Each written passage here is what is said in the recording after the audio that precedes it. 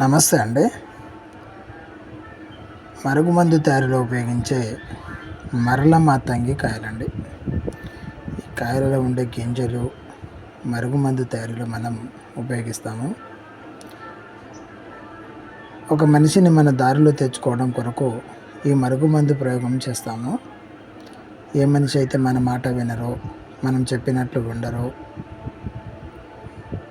చాలా వరకు భార్యాభర్త మధ్య గొడవలకి, ప్రేమించుకున్న వాళ్ళు గొడవ పడి విడిపోయినప్పుడు, కొంతమంది చాలా రోజులుగా సన్నిహితంగా కలిసిమెలిసి ఉంటూ ఒకరినొకరు గొడవపడి దూరం అయిపోయి తిరిగి కలవటం కొరకు, కలిసి ఉన్న వాళ్ళు విడిపోయి తిరిగి మళ్ళీ కలవాలి అనుకున్నప్పుడు ఈ మరుగుమందు ప్రయోగం చేస్తామండి.